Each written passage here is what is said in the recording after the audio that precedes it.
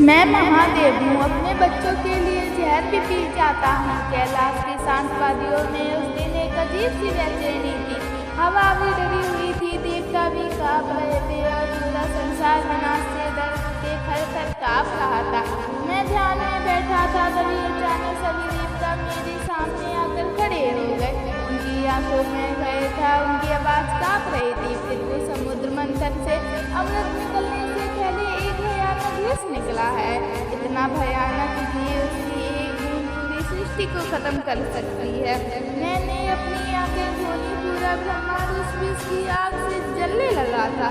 पेड़ सूख रहे थे, नदियाँ काली पड़ गई थी, जीव तड़प रहे थे। देवताओं ने कहा, फिर भी इसे इसको कोई धारण नहीं कर सकता। अगर इसे रोका नहीं गया तो पूरी सृष्टि का विनाश हो जाएगा। मैं मुस्कुराया, क्योंकि मैं जानता था जब भी मेरे बच्चों पर संकट आया मुझे ही आगे आना होगा।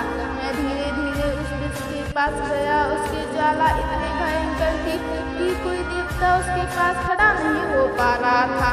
कि एक पिता अपने बच्चों को बचाने के लिए डरता नहीं है। मैंने उस विष को अपनी हथेली में लिया और पूरी सृष्टि काँप उठी। आकाश गरजने लगा, पृथ्वी हिलने लगी। तभी माता पार्वती मेरे सामने आई। उन्होंने मेरी आंखों में देखकर कहा, स्वामी, यह विष बहुत खतरनाक है। मैंने शांत स्वभाव से कहा, अगर मैं पीछे हट गया तो मेरे बच्चे को कौन बचाएगा। फिर मैंने विष पी लिया। जैसे ही विष मेरे कंठ में पहुंचा, वो पूरा शरीर जलने लगा। लेकिन मैंने उसे अपने गले से नीचे नहीं उतरने दिया, क्योंकि अगर वह विष भीतर चला जाता तो सृष्टि तो बच जाती, लेकिन विनाश मेरे अंदर फैल जाता। मेरा कंठ नीला पड़ गया। तभी से संसार ने नीलकंठ का।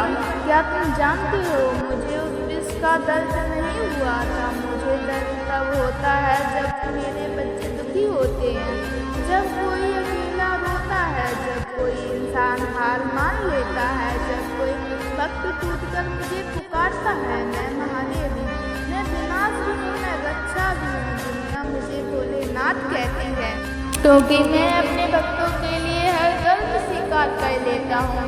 तुम्हारी जिंदगी में कभी जहर आएगा, कभी लोगों की बातें जहर बनेगी, कभी दुख जहर बनेगा, कभी अकेलापन जहर बनेगा।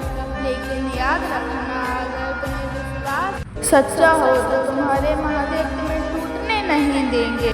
मैं हर उस इंसान के साथ खड़ा हूँ जो सच्चे मन से मुझे याद करता है, क्योंकि मैं महादेव अपने बच्चों के लिए जहर भी पी जाता हूँ।